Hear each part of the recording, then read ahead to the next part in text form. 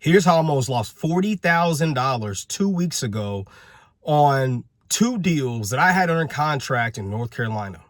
Now, a lot of guys in North Carolina, a lot of wholesalers, a lot of Novation people don't want you to know this. I had to figure it out the hard way. And all you got to do is watch this YouTube video. By the way, if you like my content, please hit that bell so you can be alerted anytime I drop content. Please also subscribe to the channel, like this video. Thank you so much.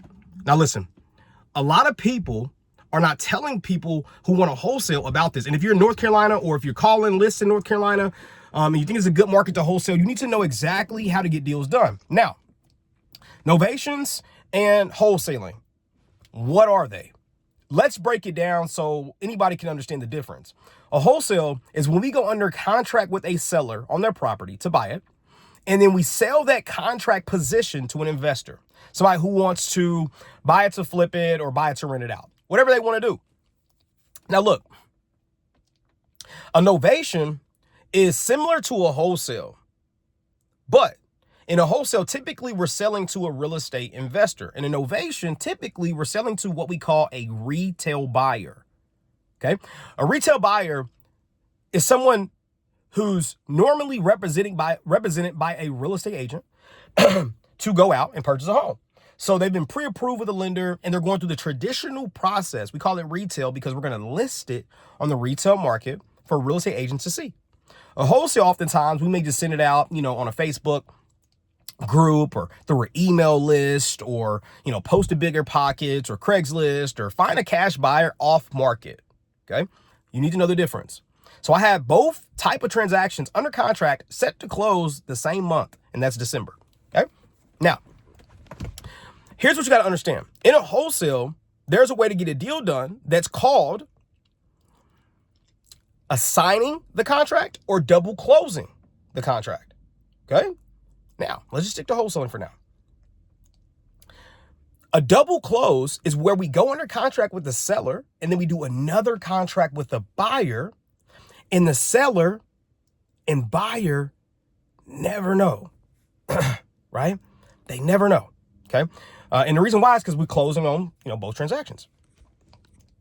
Now, let's talk about a novation. No, let's stay to the wholesale, okay? So we're going under contract. That's a double close, okay? So the reason we like to do double closes is because the buyer never knows really our fee until after they close. And then the seller don't know our fee either, right? Because we're just a buyer, and then we take ownership for all of, 5-10 minutes, however long it takes for the buyer to sign. And the buyer takes ownership after they sign, right? Same page. Now, I like double closes. I prefer double closes. It keeps everything clean. Our fee that we're making is not on the settlement, or not on the seller's settlement statement, right? That's important. The settlement statement is basically going to be a itemized list or agreement lined out for the seller to see every single fee they're being charged, from closing costs to outstanding liens on the property, mortgage payoff. Everything's pretty much visible for the seller. Now, if they see a fee that's, $15,000 on the settlement statement, a lot of sellers are cool with it. Right. But some people may be like, wait, you didn't know that. Right. And so it could cause some issues. So I just like it to be smooth, get it all done. Bada bing, bada boom. Right. Same with buyers. Buyers may come back and be like, hey, there's an unexpected repair that I didn't know about. And so, I see what you're making on this assignment. Right. Because the assignment you're going to disclose. And so anyway, I bring that up because we prefer double closing.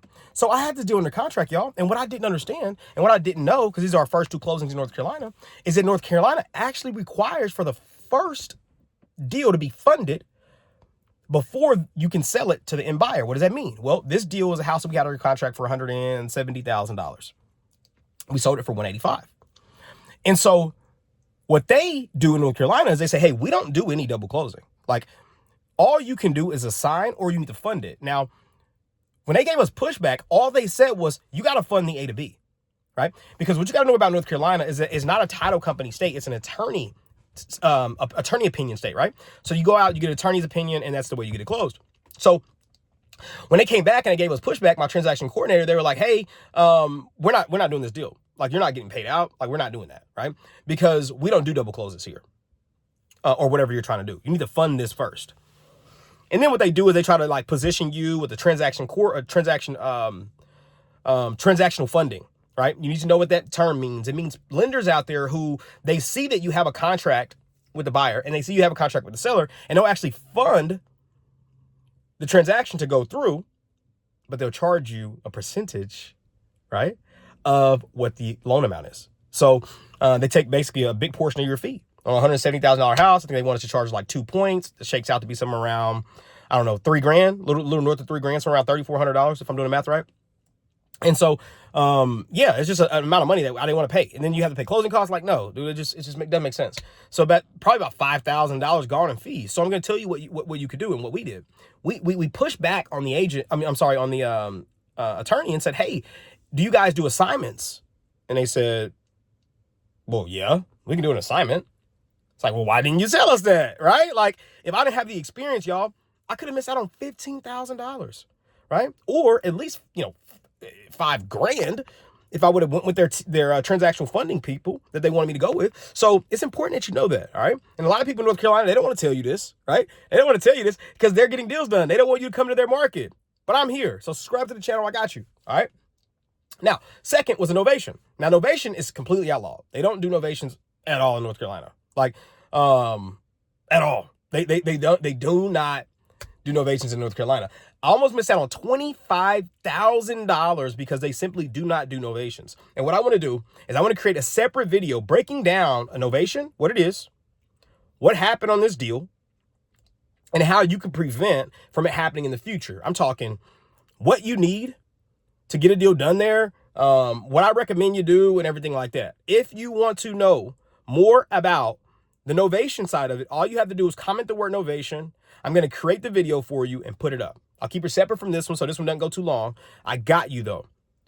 Type the word novation, subscribe to the channel, and I got you. I love y'all. I really hope this brought value to you. Be careful in North Carolina. Don't miss out on your fees because you're not educated. Subscribe to my channel. I keep free game coming to you every single day. Peace.